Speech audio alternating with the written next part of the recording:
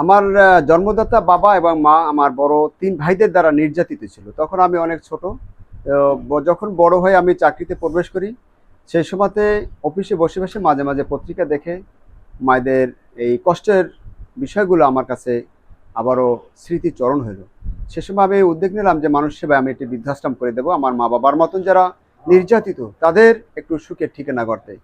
সেই সময় থেকে 2015 সালে গড়া এই বৃদ্ধাশ্রমটি আমার অসহায় যে সমস্ত মায়ের আছে তাদের সম্পূর্ণ ফ্রি লালন পালন করি। আর বর্তমানে আমার এই বৃদ্ধাশ্রমটির ৫ তলা ভবনের নির্মাণের কাজ আমার নিজ চেষ্টায় নিজ অর্থায়নে চালু হয়েছে।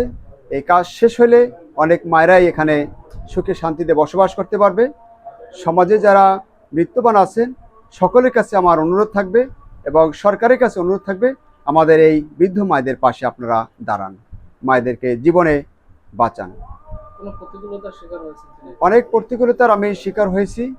এই বৃদ্ধাশ্রমটি চালাতে গিয়ে আমি ধানমন্ডি এলাকায় লেকের পাড়ে সাহায্য চেতে গিয়ে আমাকে থানার পুলিশে হাজতে নিয়ে গেছিল 2 দিন, এবং অনেক মানুষ বিশ্বাস করতো না যে আমার মতন একটি ক্ষুদ্র মানুষ বৃদ্ধাশ্রম চালাতে সক্ষম হয়েছে।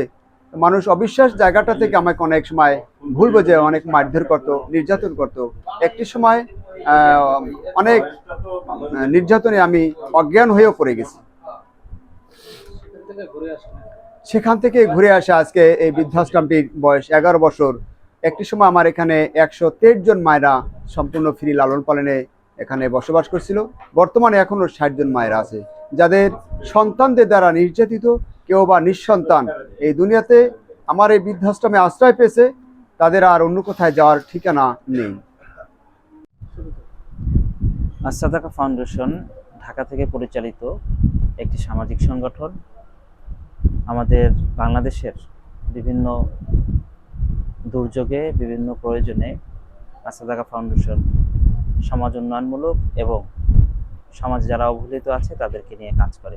তারই ধারাবাহিকতায় আজকে বরিশালের একটি বৃদ্ধাশ্রমে বৃদ্ধ বাবা মায়েদেরকে আমরা ইফতার এবং রাতের খাবার বিতরণ করার সুযোগ পেয়েছি। আমরা এ ধরনের আয়োজন ভবিষ্যতেও করব এবং আগামীতে দেশ ও জাতির কল্যাণে, মানবতার কল্যাণে নানামুখী উদ্যোগ নিয়ে আসাদাকা ফাউন্ডেশন আরও অনেক ধরনের কাজ করবে, এই আশাবাদ ব্যক্ত করছি। সাক্ষাৎ নিয়ে পরিচালকে এই আশ্রমটা না খুলতে আমরা এই 60 জন বৃদ্ধ রাস্তাঘাটে পড়িয়ে মরিয়ে থাকতাম। আমাকে এখন বাতল করতেন না, আর আমাকে কোনো আদর যত্ন করতেন না। সে আমাকে মায়ের মতো স্নাত করে, ভালোবাসে, বা খাবার দাবার কোনো তো আমাকে কষ্টও দেয় না। সে কষ্ট করে, আমাকে কষ্ট দেয় না। ভালো রাখে, আল্লাহ যান ভালো রাখে। আর যারা এখানে এই আশ্রমে দান করে দেয় হ্যাগো জান আল্লাহ ভালো রাখে, সুস্থ রাখে, বালানো থেকে তৈরি রাখে, আয় রোজগার যেন বাড়াইয়ে দেয়, এরা যেন আমাকে পাশে থাকতে পারে, সেই দোয়া করি। সবসময় ভালো খাবার যায় না, যারা খাবার দিয়েছে ধন্যবাদ, ভালো রাখুক, আল্লাহ তৌফিক দেন বেশি বেশি, আমাকে পাশে যেন থাকতে পারে আজীবন। আজকে ভালো মন্দ একটু খাবার ব্যবস্থা করছে, সব সময় তো তা হয় না, আল্লাহ ভালো রাখে। করছি আজকে এই যে বৃদ্ধাশ্রমটি, এই বৃদ্ধাশ্রমটি যার ত্যাগ, যার মেধা, যার নিবেদিত প্রাণ এবং উৎসর্গকৃত জীবনের বিনিময়ে এখনো পর্যন্ত চলে আসছে এবং ইনশাআল্লাহ আগামী দিনেও চলবে। আমাদের সাখাওয়াত ভাই, আমরা বিনম্র কৃতজ্ঞতা জানাই সাখাওয়াত ভাইকে এবং বিশেষভাবে ধন্যবাদ জানাই যে আজকে এই যে ক্ষয়ে যাওয়া সভ্যতার এই বাস্তবতার মুহূর্তেও আমরা মানবিক মূল্যবোধে উদ্বুদ্ধ হই এবং মানবিক মূল্যবোধের যে কাজগুলো করি সেই কাজটিকে এগিয়ে নিয়ে যাওয়ার জন্য সাখাওয়াত ভাইয়ের মতো মানুষেরা এখনো পর্যন্ত কাজ করে যাচ্ছেন মাঠে। আমরা আসলে চেষ্টা করছি যে আমাদের এই কার্যক্রমটি যেন আগামী দিনেও অব্যাহত রাখতে পারি।